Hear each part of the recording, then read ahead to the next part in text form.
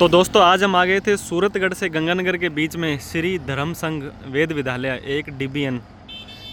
वैसे यहाँ का कोई बस स्टैंड नहीं है, लेकिन बस वाले को रिक्वेस्ट करेंगे। बस स्टैंड एक तो भगवानगढ़ है, भगवानगढ़ है, बस स्टैंड इधर भगवानगढ़ है, एक सेवा इधर गंगानगर एक DBN है ना। और ये गेट आप देख सकते हैं, यहाँ पे भी 3-4 बोर्ड लगे हुए हैं। नंदीशाला है यहाँ पे। तो इधर आपको अंदर लेके चलते हैं और अंदर की सारी चीज़ें दिखाते हैं। हाईवे है ये, नेशनल हाईवे है, तो थोड़ा सा बच के। हमारे ताऊ जी हैं, अब रवि भैया इनके बेटे जी, इनका बेटा है क्रिश, वो यहाँ पे पढ़ता है। कोऑपरेटिव सोसाइटी में रजिस्टर्ड है, भगवानगढ़ सूरतगढ़ श्री गंगानगर। नंदीशाला है तो आपको गायों के लिए कंस्ट्रक्शन वगैरह चल रहा है, और गायों के लिए तूड़ी नीरा चारा, इधर भी कंस्ट्रक्शन है। गौशाला के अंदर से चलना है बाहर से? अंदर से चलते हैं, गौशाला दिखाएंगे आपको। और ये है पेड़ लगाए हुए हैं, पौधे, और गायें आप देख सकते हैं यहाँ पे। आ जाओ गौशाला के अंदर से।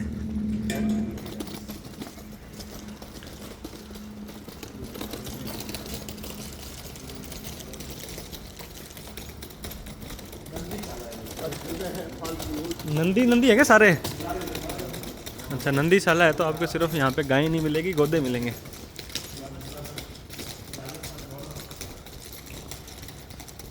अर्जुन के चतुर्दश नाम,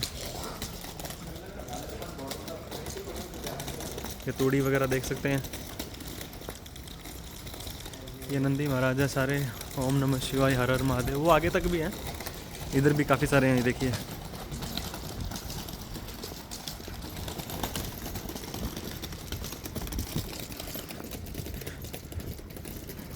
प्रॉपर इनकी टैगिंग हो रखी है हर एक की। ये घूम रहा है अकेला। अरे भाई चलो। मैसर्स मनोज कुमार पंकज कुमार जी के द्वारा यहाँ पे गोपाष्टमी, आज भी अष्टमी है, नवमी आज। तो ये स्टार्टिंग में पहले गौशाला आपको दिखेगी। हाँ, नंदीशाला की बाउंड्री ख़त्म हो गई है, भैया बता रहे हैं। और अब अपने गुरुकुल स्टार्ट हो गया, यहाँ से गुरुकुल स्टार्ट हो गया।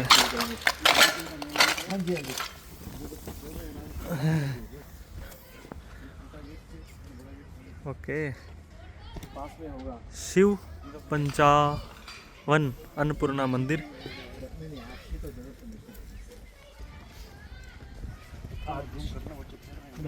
हाँ, बच्चे खेल रहे हैं। 10 के 10 हार्ट आपको आज 9।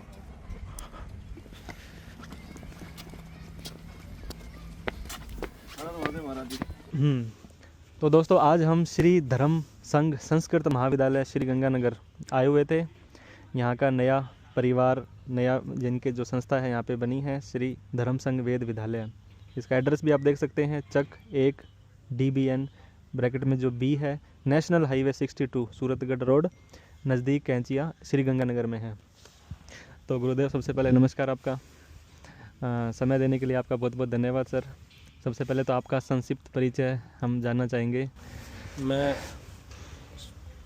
ब्रह्मचारी कल्याण स्वरूप, और जिस विद्यालय परिसर में आप बैठे हैं, इस विद्यालय का संस्थापक भी हूँ जी। और ऐसे ही एक विद्यालय हमारा गंगानगर शहर में भी चलता है, और हम लोग शुद्ध रूप से वैदिक परंपरा से गुरुकुल चलाते हैं जी। बहुत ही अच्छी बात है गुरुदेव, आपने बताई। शिव पंचायतन अन्नपूर्णा मंदिर भी है, तो बच्चों को प्रॉपर वैदिक तरीके से पढ़ाई यहाँ पे करवाई जाती है जी। तो गुरुजी, सबसे पहले मैं पूछना चाह रहा था कि यहाँ पे कौन बच्चा, क्या क्राइटेरिया रहता है कि कौन यहाँ प्रवेश ले सकता है? क्राइटेरिया ये है कि वैसे तो ब्राह्मण, क्षत्रिय, वैश्य तीनों वर्णों को वेद पढ़ने का अधिकार है जी, परंतु विशिष्ट रूप से बटुकी इसको अध्ययन करता है जी, और उसका क्राइटेरिया है कि जो बच्चा यहाँ आता है वो कम से कम 5वीं पास होना चाहिए जी, और उसको हिंदी का बोध होना चाहिए। दूसरा क्या है कि उसको यहीं रहना पड़ेगा। बोर्डिंग जैसे बोलते हैं। बोर्डिंग, जैसे अंग्रेजी में बोर्डिंग स्कूल्स बोलते हैं। जी जी। इसी प्रकार के प्राचीन पद्धति में उसको गुरुकुल कहा करते थे। जी जैसे रामकृष्ण लोग, जैसे भगवान कृष्ण जो है शांतिपनी उज्जैन जाकर पढ़े हैं, जी ऐसी उसी पद्धति से ये गुरुकुल को चलाया जाता है। इस गुरुकुल में किसी छात्र से कोई भी धन और शुल्क नहीं लिया जाता है, सिर्फ निःशुल्क है। अच्छा, कोई फीस किसी तरह की कुछ नहीं है? रहना खाना पढ़ाई बस? सब निःशुल्क है। ठीक है जी। सिर्फ बच्चे का और माता पिता का त्याग चाहिए और बच्चे का त्याग चाहिए, ठीक है। क्योंकि ये विद्या धन से प्राप्त नहीं होती है, जी जी किसी फीस से प्राप्त नहीं होती है। ये विद्या केवल त्याग से और तपस्या से प्राप्त होती है। बिल्कुल, इस बहुत विद्या का महत्व ये है। बहुत ही अच्छी बात बताई गुरुदेव और आपने। जो हम अन्य स्कूलों में विद्या पढ़ रहे हैं, स्कूलों में शिक्षा पढ़ रहे हैं, जी वो सिर्फ एक कला है पैसा कमाने के लिए, वो जो हम पढ़, पर हम कला नहीं पढ़ाते हैं, हम विद्या वास्तव में पढ़ाते हैं। और विद्या शा मुक्तई, विद्या वो जो हर प्रकार के बंधनों को तोड़कर उसका असली स्वरूप में प्रतिष्ठित कर देती, वो विद्या पढ़ाती। जी, बहुत अच्छी बात है। तो गुरुदेव, मेरा अगला सवाल है, जैसे कि बच्चों को पढ़ाई, जैसे कि साइंस होती है, मैथ होता है, तो उस तरह से अपने यहाँ गुरुकुल में किस तरह के मतलब इनके पढ़ाई के लेक्चर होते हैं? क्या वो पढ़ाई भी साथ में चलती है या सिर्फ हमें यहाँ का जो वैदिक ज्ञान ही रहता है? ऐसा कि हम लोग प्रमुख तो हमारे विषय वेद है। जी जैसे हमारे यहाँ 4 वेद हैं। जी 4 वेद में से एक वेद यजुर्वेद है। जी वो इन बच्चों को हम यजुर्वेद पढ़ाते हैं। ओके, और उस यजुर्वेद में 1975 मंत्र हैं। ठीक है। और वो 1975 मंत्र हम इनको केवल पढ़ाते नहीं हैं, बल्कि इनके कंठ में उतार देते हैं। ठीक है। भविष्य में जब भी ये बोलेंगे वो 1975 मंत्र को, तो उनको ग्रंथ की आवश्यकता नहीं पड़ेगी, वो इनके सारे मेमोरी में होगा। वो विद मीनिंग्स, उसको क्या मतलब है उस चीज़ का? मीनिंग्स यही है कि जीवन जो भी भारत की हमें देख रहे हैं, जी वो सब वेदों में आपको प्राप्त होता है। जी जीना कैसे, मरना कैसे, खाना कैसे, चलना कैसे, राष्ट्र कैसा होता, धर्म कैसा होता, जन्म लेकर और मृत्यु तक की जो परिकल्पनाएं हैं, वो सब उसके वेद अंदर बताता है। बताया जाता है।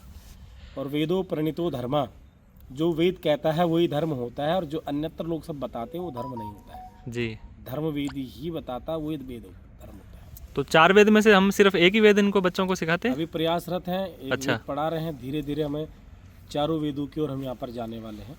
ठीक है। और ईश्वर भगवान कृपा करेंगे तो निश्चित रूप से हम 1-2 वर्षों में 4 वेद स्थापित करने के उसमें। ठीक है। जैसे 5वीं पास करके बच्चा अपने पास में आता है तो 6th क्लास, यहाँ पे भी क्लास वाइज रहता है, 6th 7th 8th है ना? और बाद में जैसे कहीं पे उसको बच्चे को 12th पास की मार्कशीट या चाहिए सर्टिफिकेट, तो वो सेम ही उसकी पैरालाइज सारी डिग्री सेम मिलती है हमें। ठीक है। सेम वही डिग्री देते हैं हम लोग भी। हमारा जैसे सब्जेक्ट जो पढ़ाते हैं वो लगभग सब संस्कृत विषय में होते हैं, पर आज के आधुनिक विषयों, आधुनिक समय को देखकर उनको थोड़ा बहुत अंग्रेजी का बोध भी कराते हैं, थोड़ा विज्ञान का बोध भी कराते हैं, सामाजिक बोध, विज्ञान बोध कराते हैं। जी जी परंतु 8वीं कक्षा तक हमारा लक्ष्य होता है कि उसको 1975 मंत्र वेद के पूरे कराने हैं। जी। और जब वो 8वीं कक्षा में होगा तो वो बच्चा लगभग 14 वर्ष का होगा। ठीक है। 14 वर्ष में भारत का बहुत कम बच्चे मिलेंगे जिसको 1975 मंत्र याद होंगे, कंठस्थ होंगे, और वो अपने 14 वर्ष की आयु में संपूर्ण प्रकार का अपना विकास करने के लिए तैयार रहोगे। महीने के 50,000 रुपये कमाने के लिए हो जाएगा। जी। दुनिया का कोई कॉलेज, चाहे मेडिकल कॉलेज, इंजीनियरिंग कॉलेज, कोई इतना सक्षम बनाकर नहीं दे सकता, और उसके बाद नौकरी के लिए प्रयत्न करता है। कितना कंपटीशन है, कंपटीशन है। पर यहाँ पर वो बच्चा 14 वर्ष में 50,000 महीने के कमाने के लिए तैयार होता है। एक मंत्र कहीं करोड़ों का है।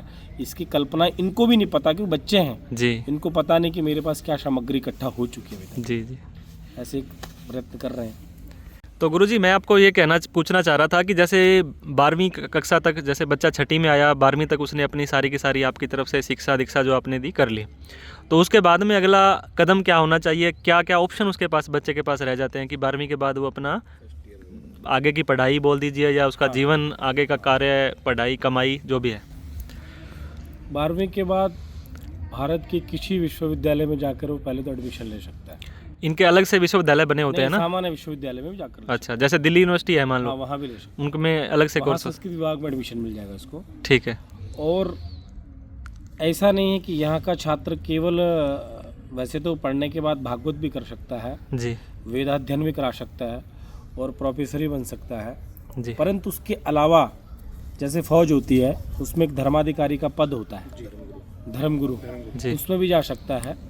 और अब तो भारत सरकार ने जो पारंपरिक गुरुकुल थे इनके लिए बहुत बड़ी रास्ते और बहुत विस्तार खोल दिए हैं। जी जैसे हमारा जैसा बच्चा जो होता है इंजीनियरिंग के लिए बड़े कॉलेज में जाता है और उसकी रिसर्च के लिए बहुत आईआईटी फील्ड में जाता है, तो जो पारंपरिक गुरुकुल के छात्र होंगे वो सिर्फ ज्ञान के आधार पर उनको रिसर्च में एडमिशन मिलेगा, आईआईटी में, इसरो वगैरह जैसी जगह जी सिर्फ ज्ञान के आधार पर, उसको कोई सर्टिफिकेट की ज़रूरत नहीं है और कुछ उसके ज्ञान के आधार पर। और ऐसे तमाम बैंक में, आईएएस में, पीसीएस में, जहाँ मर्जी जाना चाहे सब जगह उसके लिए खुले होंगे दरवाजे। जी केवल बेस ये नहीं कि वो वेद मंत्री बोलकर वो अपना कुछ कर सकता है जी और कर्मकांड ही करे, ऐसा भी नहीं है। कर्मकांड के ऊपर ही बहुत कुछ विस्तार कर सकता, और कर्मकांड तो उसका मूल है, वो उसको करने में क्या दिक्कत है उसको? स्पेशलाइजेशन उसके ऊपर है, किसी भी पर्टिकुलर फील्ड में जा सकता है, किसी विषय में पीएचडी कर ले, चाहे न्याय में कर ले, दर्शन में कर ले, वेदांत में कर ले,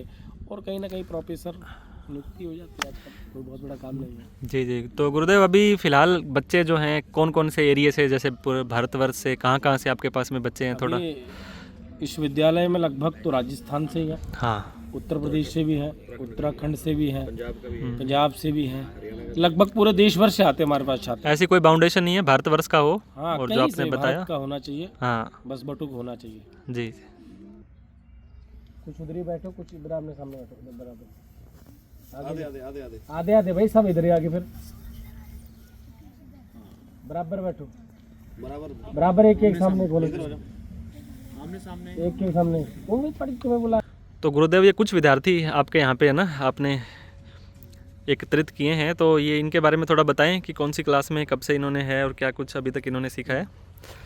ये पिछले वर्ष पहला बैच हमारा ये है, और 4 मार्च को ये विद्यालय, और इसमें लगभग जितने छात्र हैं वो 10 से 11 के बीच के छात्र हैं। उम्र जो है 10 साल आयु जो है। और इनके जो गुरुजी पढ़ाने वाले वो भी स्वयं 18 साल के भी हैं जी। अब आप देख ले कि इस विद्या का प्रताप देख ले कि 18 वर्षों में शिक्षक बन जा रहा आदमी, खुद दुनिया का कॉलेज नहीं बना पा रहा है जी। ये बड़ी महत्वपूर्ण बात है इसकी। और ये बच्चों को पढ़ा रहे हैं। अभी आपको ये वेद मंत्र सुनाएंगे, और जो हमारी प्राचीन पद्धति वेद की है, जिसको हम श्रुति परंपरा भी कहते थे, सुनने से मात्र याद हो जाता था, वो श्रुति परंपरा ये लोग अभी जीवंत रखने हैं। ये सामान्य लोग नहीं हैं, लोग इनको दृष्टि सामान्य से देख रहे हैं। जिस प्रकार से फौज की रक्षा बॉर्डर पर कर रहा है, उसी प्रकार को ये घर को त्याग कर इस धर्म के उन वेदों का, उनका संरक्षण करने के लिए इस आयु में घर त्याग कर इसका संरक्षण कर रहे हैं। ये अपने आप में ये भी फौजी हैं। बिल्कुल। तो आप इनके मुख से भी वेद सुन सकते हैं। वेदपाठ जी प्रारंभ करो। उम्र सीधी रखते हैं।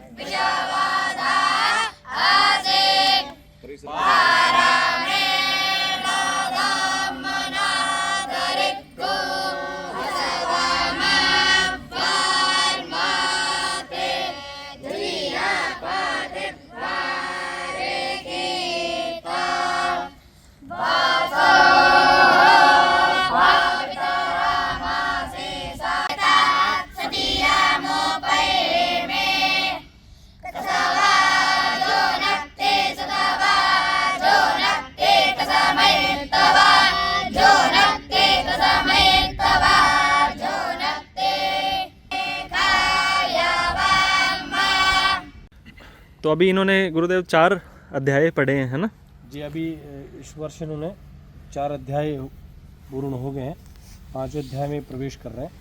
एक वर्ष में हमारा लक्ष्य 10 अध्याय का है और ऐसे 3 वर्ष में इस वेद को पूर्ण करने का लक्ष्य है। जी आपने देखा होगा जैसे बच्चे ऐसे स्वर चला रहे हैं हाथ से ऐसे, जी तो ये भी एक विज्ञान है। जी विज्ञान जैसे हमारे शरीर में प्राण है, जी तो ये हम अभी आपसे वार्तालाप कर पा रहे हैं, हम लोग चर्चा कर पा रहे हैं सब लोग। ऐसे ही इस वेदों का प्राण है। अगर ये स्वर नहीं चलेंगे तो वेद इसके बिना मृत्यु जैसा है। जी तो इसीलिए इनको स्वर सहित वेद पढ़ाते हैं। और जो स्वर है किस अक्षर पर कहाँ जाएगा, किस अक्षर पर ऐसे जाएगा, किस अक्षर पर कहाँ जाएगा, ऊपर जाएगा नीचे जाएगा, ये पहले इनको पूरा प्रैक्टिकली कराना पड़ता है। और जब ये याद करते हैं तो इनको याद रहता है कि इस स्वर पर नीचे जाएगा, इस स्वर पर ऊपर जाएगा, तो इस स्वर पर उंगली निकलेगी, इस स्वर पर हाथ मुट्ठी बंद होगी, जी इधर जाएगा। तो ये जो स्वर चला रहे हैं वेदों का क्या है, प्राण है। इस वेद के स्वर के बिना ये वेद अधूरा है, इस मृत जैसा ही होता है। जी। तो बच्चे जैसे आज स्वतंत्रता दिवस है तो बच्चों को छुट्टी का या घर पे जाने का ऐसा कुछ नहीं होता है ना सर? इसका क्या रहता है? वर्ष में 2 बार ही छुट्टी देने का हम लोगों ने इस विद्यालय में रखा है। ठीक है। क्योंकि अभी घरों में भी वो माहौल नहीं है कि जो ये घर जाकर उस माहौल को जीवंत रखें। जी। वो घर जाके वो माहौल ख़राब हो जाता, फिर हमें दोबारा से उसकी पूरी रिकवरी करनी पड़ती है।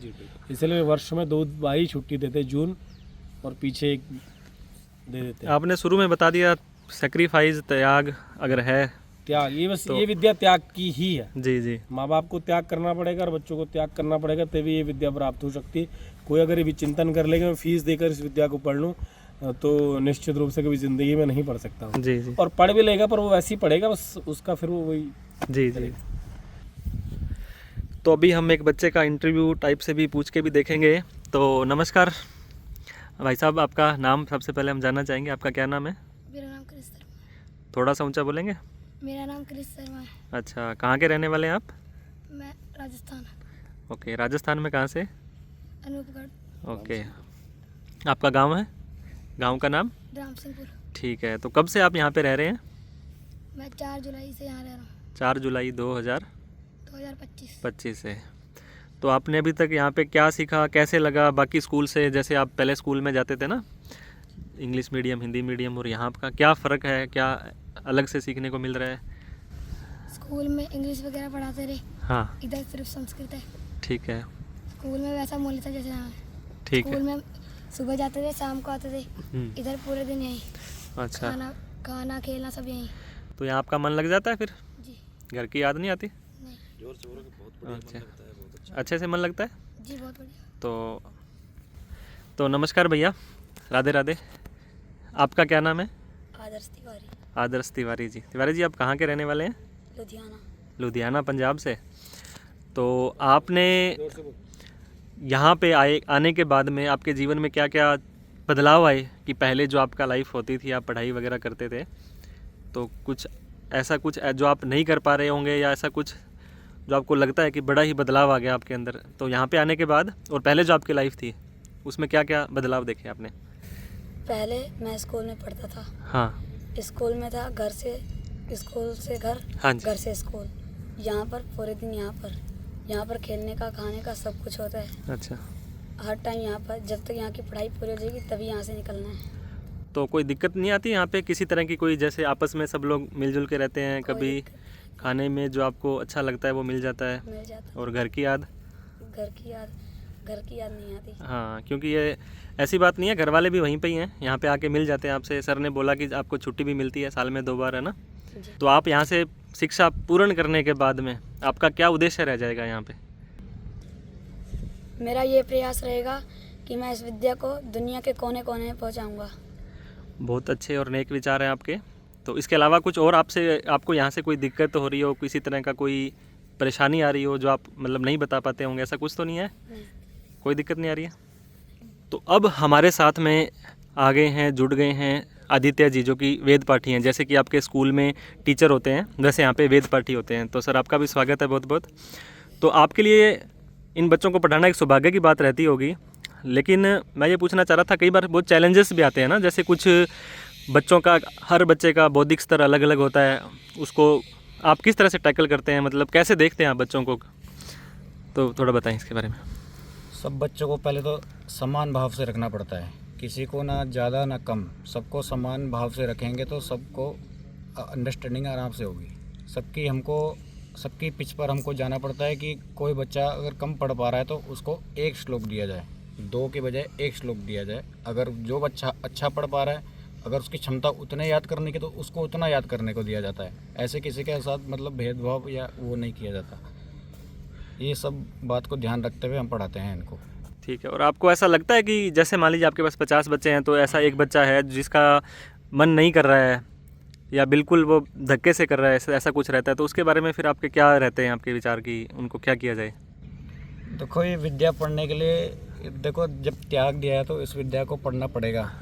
अब आप नहीं पढ़ पा रहे हैं तो अपना समय बर्बाद नहीं करना चाहिए जी। हम हमेशा, हमारा ये प्रयास रहता है कि कोई भी समय बर्बाद नहीं होना चाहिए जी। अगर उसका इस विद्या में उसकी रुचि नहीं है तो हम पहले तो उसका प्रयास करते हैं कि इस विद्या के प्रति उसकी रुचि बने जी। सनातन के बारे में हम उनको ऐसी कोई कथाएं या कुछ स्टोरी बताई जाएं जिससे कि बच्चों की इस धर्म के प्रति हमारी रुचि बने। ये हमारा प्रयास रहता है, क्योंकि थोड़ी बहुत रुचि थी तभी तो बच्चे यहाँ पे आते हैं ना। पहले किसी भी चीज़ को करने के लिए रुचि होना बहुत ज़रूरी है। बिना रुचि के कोई भी काम नहीं हो सकता। जब तक किसी चीज़ में मन नहीं होगा तो वो काम नहीं हो सकता, बिल्कुल नहीं। तो रुचि बनानी पड़ती है। तो आदित्य जी, आप कहाँ के रहने वाले हैं? आपकी पढ़ाई और आपका बच्चों के साथ में मतलब यहीं पे रहना कैसे, आपका लाइफस्टाइल बच्चों से कैसे भिन्न है या सेम है, वो जानना चाहेंगे। मैं आया हूँ मैं उत्तराखंड से में रहता हूँ। मैंने जो अपना अध्ययन किया है वो मैंने राजस्थान श्री गंगानगर में किया है। श्री धर्मसंघ संस्कृत महाविद्यालय में मैंने अपना अध्ययन किया। वहाँ से अध्ययन करने के बाद जब मैंने वेद की अपनी पूरी शिक्षा कर ली तब मेरे को गुरुजी के द्वारा गुरुजी ने मेरे को बताया कि आपको इस विद्यालय में अपनी सेवाएं देनी है। तो इसलिए मैं यहाँ पर बच्चों को पढ़ाने आया। ये मेरा बहुत बड़ा सौभाग्य है कि गुरुजी ने मेरे को यहाँ पर भेजा, इस लायक मेरे को काबिल, मतलब मेरे को पात्र योग्य व्यक्ति समझा कि मैं यहाँ पर पढ़ा सकूँ। बहुत ही अच्छे नेक विचार हैं आपके। तो आपको किसी तरह का कोई फीडबैक कोई समाज में देना हो कि बच्चों को, हमारे सनातनी धर्म के लोगों को इसमें आना चाहिए? देखो, गीता में कहा है कि 4 वर्णों की स्थापना की गई है, ब्राह्मण, क्षत्रिय, वैश्य, शूद्र। इन जो भी वर्ण है उनको अपना कार्य करना चाहिए, किसी को भी अपने से भिन्न कार्य नहीं करना चाहिए। सबको अपना अपना सब कार्य करेंगे तो सब अपना ढंग से कर पाएंगे। बस इतना ही बोलना चाहेंगे। जी जी। तो आपका समय दिया आपने, बहुत बहुत धन्यवाद जी। तो अभी हमें एक गीता का अध्याय और सुनना है आप लोगों से बच्चों, तो आप सुनाएंगे? जी। तो अभी स्टार्ट किया जाए आपको। तो दोस्तों, आपको इन बच्चों के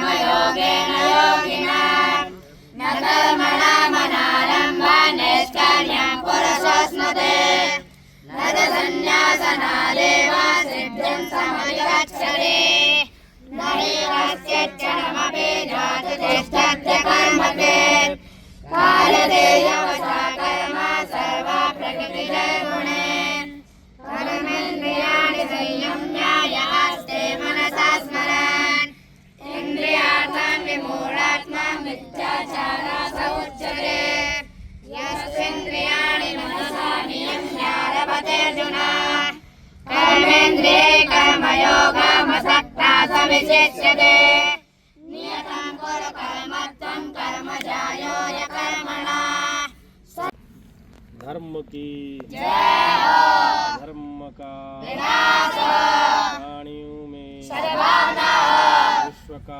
गौ माता की गौ हत्या सत्य सनातन धर्म की हनुमान जी महाराज की शिव पंचायतन भगवान की अन्नपूर्णा मैया की धर्म सम्राट स्वामी श्री करपात्र जी महाराज की परम पूज्य गुरुदेव भगवान ज्योतिष पीठाधीश्वर जगद्गुरु शंकराचार्य ब्रह्मलीन स्वामी माधवाश्रम जी महाराज की नमः पार्वती पदे हर हर महादेव।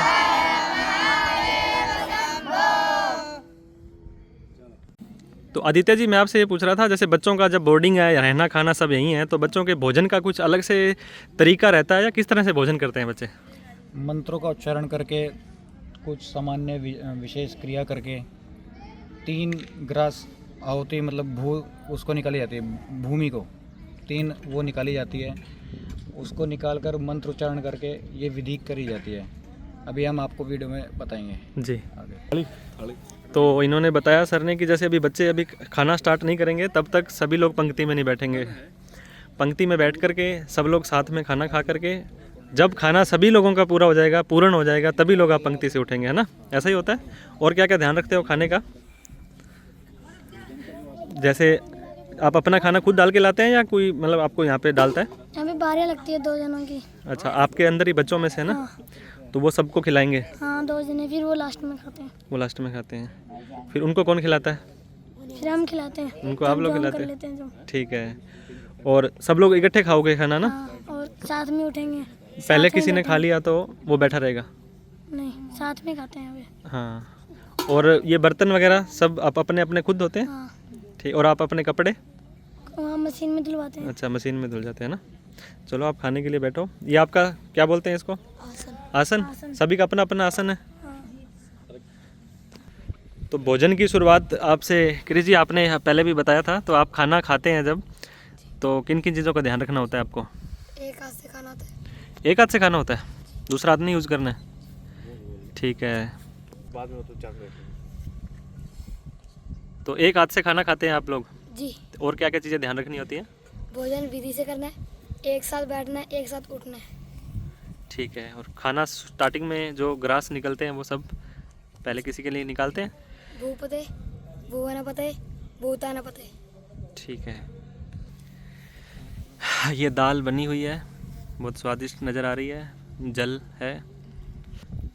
और इधर बच्चों की पंक्ति बन चुकी है, आप देख सकते हैं बड़े डिसिप्लिन ढंग से सभी बैठे हैं। लगती है पहले खाना डिस्ट्रीब्यूट करने में। तो ये भोजन आ गया है, दाल चावल और चपाती रोटी है ना। रोटी फिर कौन बनाता है? रोटी यहाँ पे भंडारी जी हैं। भंडारी जी है ना। भंडारी जी हैं और उनकी पत्नी है साथ में, वो दोनों रोटी भोजन का व्यवस्था वगैरह की व्यवस्था सब वही देखते हैं। ये लस्सी की कड़ी आ गई है। भोजन वितरित कर दिया जा रहा है।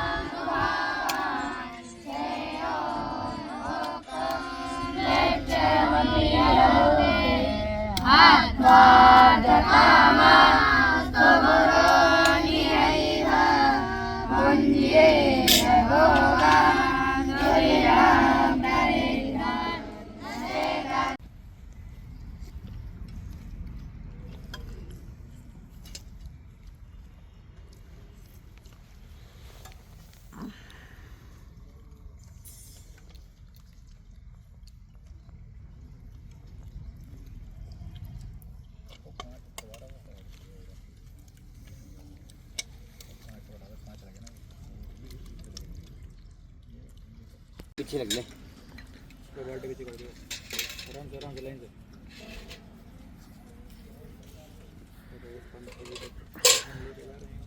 सभी लोगों ने पंक्ति से अभी खाना खा करके उठे अभी, और ये जा रहे हैं। और जो दो भैया जिन्होंने खाना खिलाया था, ये अब अपना खाना अलग से खाने वाले हैं। सब लोग अपने बर्तन वगैरह धो करके। तो यहाँ पे दोस्तों संजय जी भी हमने इनसे मुलाकात की, तो इनके बारे में भी हम कुछ जानेंगे। तो सर नमस्कार। नमस्कार। अपने जो अभिवादन करते हैं जैसे नमस्कार से, राम राम से, तो यहाँ पे क्या बच्चे एक दूसरे को किस नाम से, मतलब जैसे ग्रीटिंग्स नहीं बोलते sir, good morning good afternoon, तो क्या बोलते हैं यहाँ पे? यहाँ पर हर हर महादेव कहते हैं। हर हर महादेव के नाम से, है ना। और आपका यहाँ पे क्या रोल रहता है सर? यहाँ पर मैं मंदिर की सेवा करता हूँ। अच्छा, जो ये अन्नपूर्णा मंदिर है ये, तो उसके अलावा फिर और क्या क्या चीज़ें आप देखते हैं? उसके अलावा बाकी भिक्षा लेने जाता हूँ दूध की। अच्छा, आसपास गांव में ना, ठीक है। साथ में विद्यालय की देखभाल भी करता हूँ, मतलब व्यवस्था है। और आपकी क्या पढ़ाई शिक्षा हुई है? मेरी अभी चल रही है 7वीं है ना। आप भी वेद, कौन से वेद का अभी चल रहा है आपका अध्याय कितने हो वेद गए? नहीं कर रहा, मैं कर्मकांड कर रहा हूँ। अच्छा, कर्मकांड कर रहे हो, ठीक है।